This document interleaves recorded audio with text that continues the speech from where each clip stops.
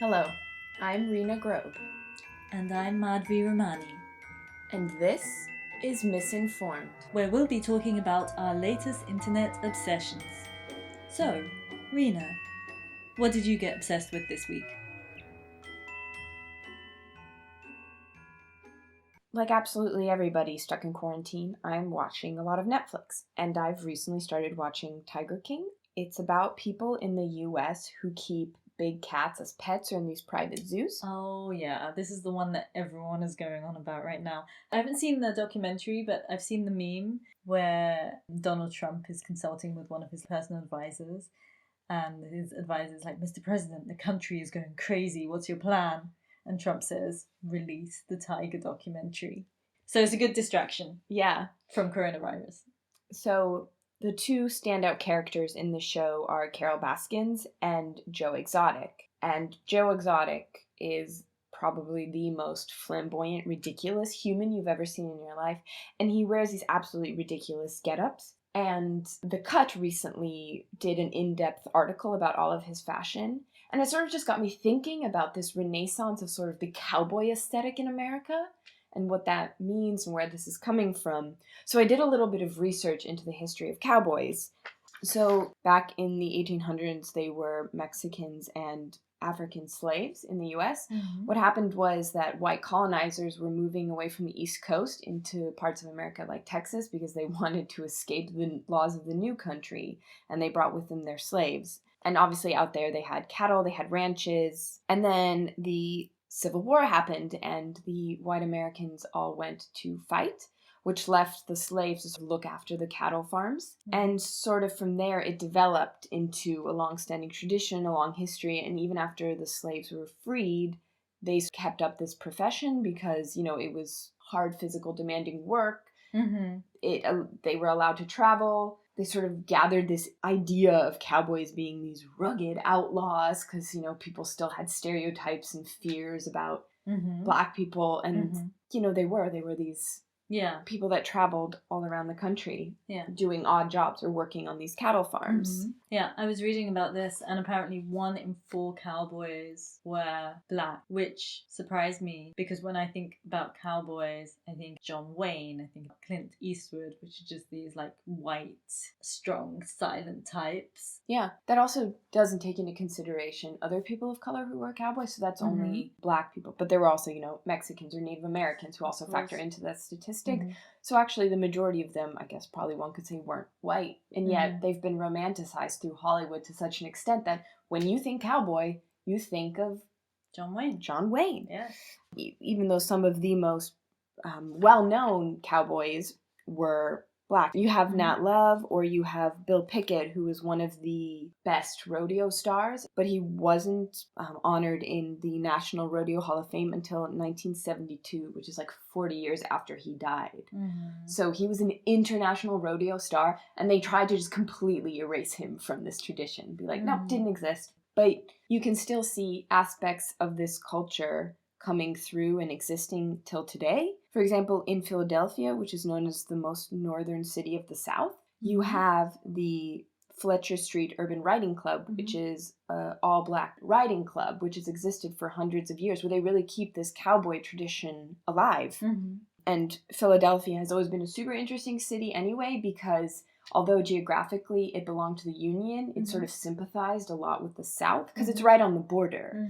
And it was one of the first free cities, which means that it has a very high African-American population, because if slaves could make it out of the South into Philly, they were free. And you can see it. If you go to Philadelphia, look at their architecture, you're like, this is so Southern, but you're not in the South. Right. So they really brought all those traditions with them, and they still they keep it alive today. So Twitter user Brie Melandro coined this term, the Yeehaw Agenda. The Yeehaw Agenda is reclaiming the cowboy aesthetic, the Southern aesthetic. At the forefront of this movement in recent times has been Lil Nas X, who he released that song Old Time Road, and there was huge discourse around whether Old Time Road was a country song purely based on the fact that Lil Nas X is Black. And it was only when Billy Ray Cyrus stepped in and did a remix of the song that it was accepted as like a country song, and I think it won a bunch of like country awards. Mm. And that's what it took. The fact that he's like reclaiming his own culture, his own music, sort of, you know, he's from Atlanta, he's from the South, completely discarded that. They were like, no, cowboy aesthetic is a white aesthetic, even though we know it's not true. So more and more Black entertainers have been consciously making the decision to wear cowboy aesthetic as a political statement. Whether it's Billy Porter wearing a cowboy hat to the Emmys, you've got Sierra posing on the cover of King Kong magazine in a cowboy hat. Lizzo is also taking part in sort of this Western aesthetic. And so...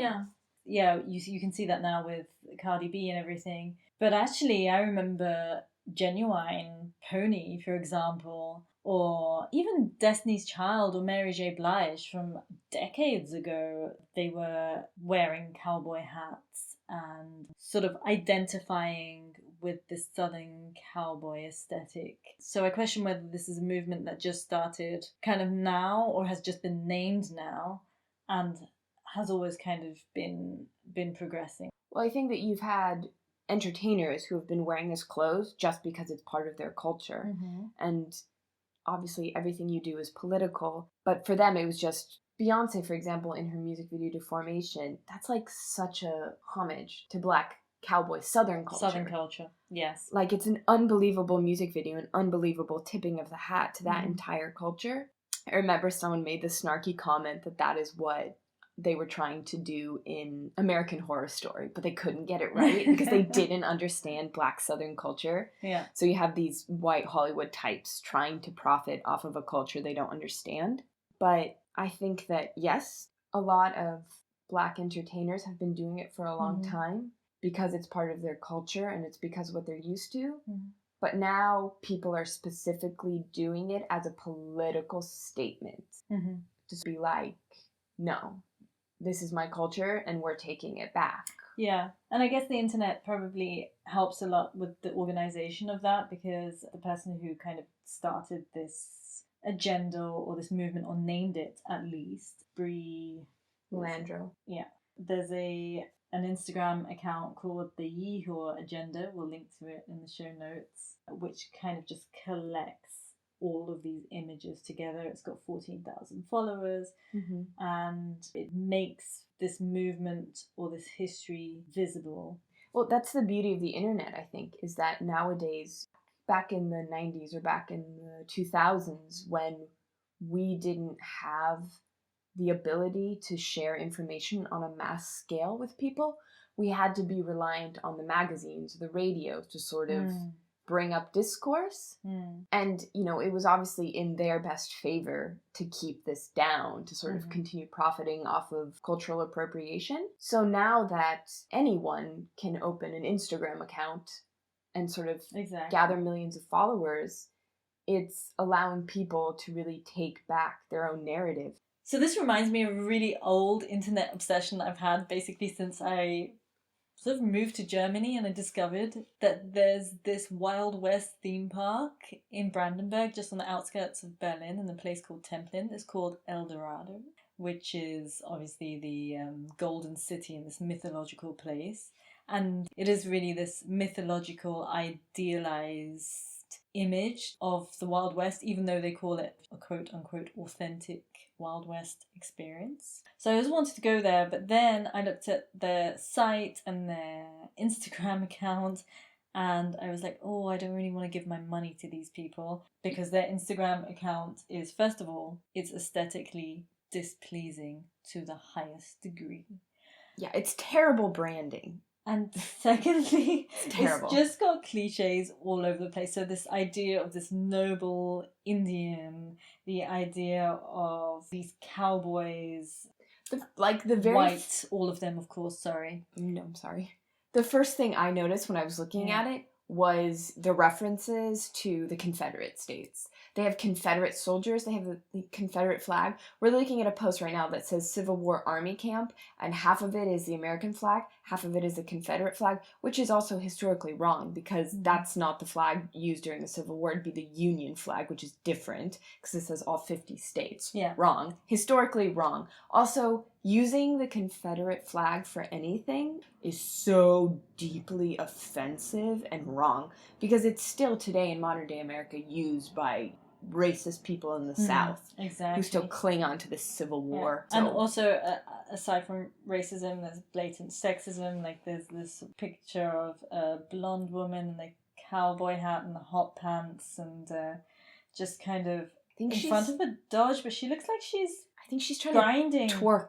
I think that's what's happening. Okay. I think she's twerking in front of the Dodge. Strange. So I never went there, but then it got me asking the question, like, why on earth is there this Wild West theme park in Brandenburg? It's a bit random. And then I realised that the Germans are obsessed with Wild West. I never knew this. I never knew about Karl May, he is the best-selling German author worldwide. He sold over 200 million copies and has been translated into 33 languages. He died in 1912 and he just put out these westerns, one after the next, with amazing speed. In Germany, I think he's more read than Thomas Mann.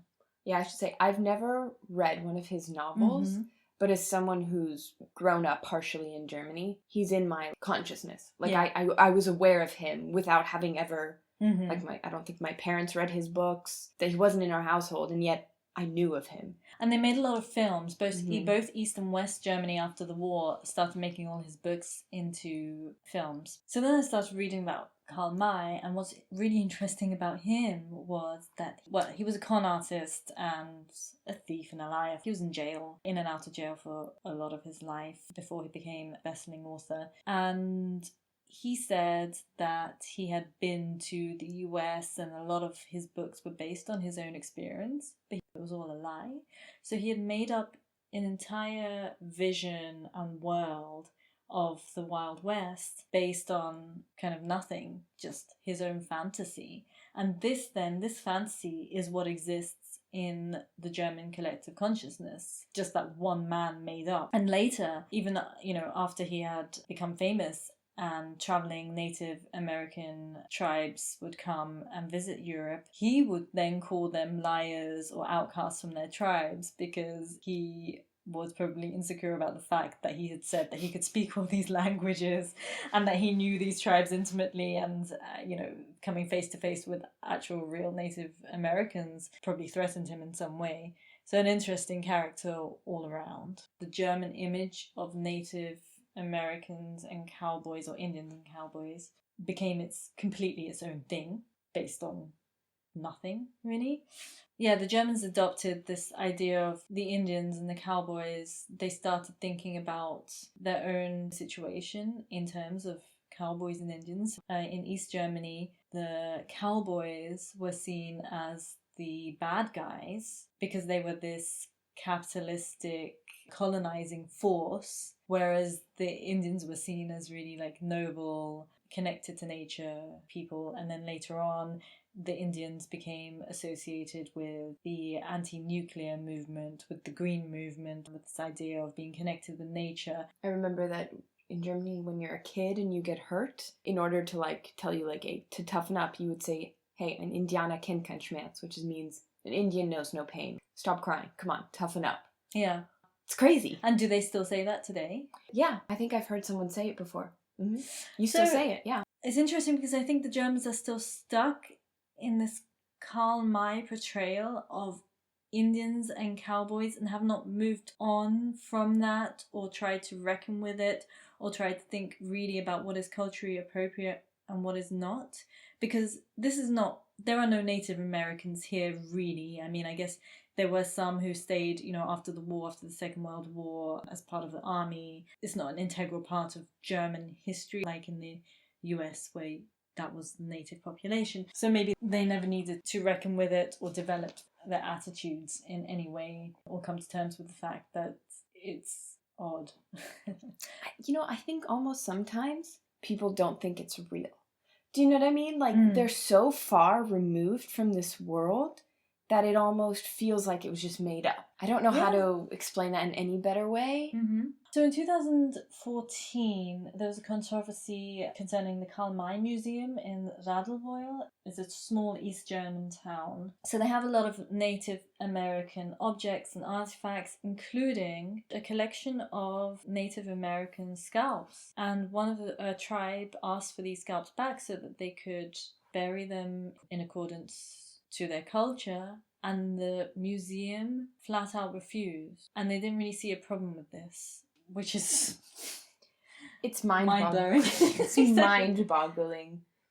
The fact that they have the audacity, feel like they can justify and defend keeping these scalps. So the argument of the museum is strangely that the scalps have a memorial character to a past when white settlers and trappers did not think anything of human rights. And so their job as a museum is just to kind of preserve them, to point at this. Whereas obviously for the Native Americans who are trying to reclaim them, they're saying that this is a serious emotional and spiritual issue and that they believe in being stewards of all of their ancestors. It's also a very funny thing that she refers to white settlers and trappers here, which is correct. It was white colonizers. But then the image that they represent of these cowboys, which we now know from our discussion before, were not always white. So there's even a historical inaccuracy in the arguments and in what they're portraying. Yes. But I guess none of this is historically accurate. And they're also trying to portray everything. They're trying to portray white history first and foremost. Yeah, this is the history of how white settlers were not conscious of human rights issues such as this, but they're still continuing this tradition. The whole thing is just strange, and I feel like the discourse would be very different in the US. And apart from the Karl May Museum, they also have a Karl May festival, and there's a brilliant article in the New Yorker called Wild West Germany by Rivka Galschen. And she talks about the Karl May festivals in Germany. And I'll quote from her because it just highlights how complex this relationship has become between Germany and this story of cowboys and Indians. It has been said of the Karl May festivals that they are an expression of suppressed homosexual longings, and it has been said that they are a working through of the trauma of the Nuremberg trials. It has been said that they tap into fascist nationalist sentiments, that they provide a positive blueprint for dealing with the other, that they don't provide a positive blueprint for dealing with the other. It has been said that they are an escape from the troubling ethnic tensions of Germany today. This is all probably true. Well, this really makes me think of the Schuh des Manitou, which is a parody movie of the Winnetou books or Winnetou movies, I guess, that came out in the early 2000s. And one of the running jokes in the movie is that all of the Native American characters are Bavarian and speak with a Bavarian accent. Oh. But that's weird because when stuff is dubbed here in German and there are the Southerners, like the Texans, for example, they are giving Bavarian accents. Because the Bavarians are thought of like the black sheep of Germany. Like they drink a lot of beer and they're kind of rowdy, but they're weirdly like Catholic at the same time. So we sort of fulfill that role within I'm from Bavaria, should add. But yeah, so this movie came out and it was so successful. It did so well. I remember watching it in the movie theater. And I remember not thinking anything about, they were white people playing Native Americans. Didn't even register with me back then. I was also like 10. But it's probably one of the highest grossing films in like the last 20 years in Germany, or at least definitely in Bavaria. Like it did so well. And nobody's gone back to revise how it's looked at and all that kind of stuff. In hindsight, it's so offensive. I mean, I find that Germany lags behind when it comes to discourse around what is culturally appropriate or sensitive and all these things. And that's probably because they have not had as much diversity in this country. It's pretty homogenous as a country. And yes, they have a sensitivity when it comes to issues of the Holocaust and Jewish people. But apart from that, it's very unsophisticated. Yeah, well, I mean, like, America was, as a country, was found on stolen land. Then they had slavery. They have all of these different ethnic groups and racial groups within their country now. So they sort of have to have these conversations where Germany hasn't had anything like that. They had the Gastarbeiter from Turkey, the Turkish guest workers, but that's about it. And I think that these conversations are going to come within the next couple of years because, with the refugee crisis that we had a couple of years ago, and as the country gets more diverse, we're going to have to start to have these conversations. And it's about time.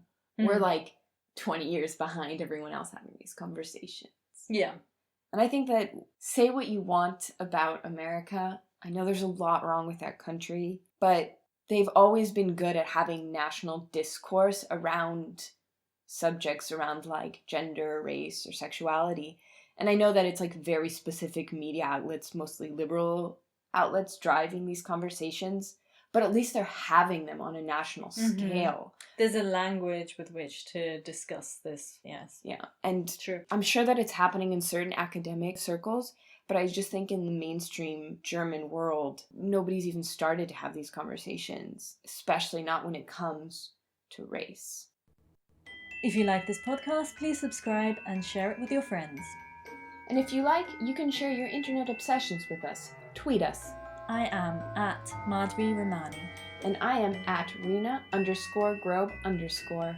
You will find links to our Twitter and Instagrams in the show notes, as well as links to all the content we have discussed this week. Until next time, thank you for listening. Goodbye.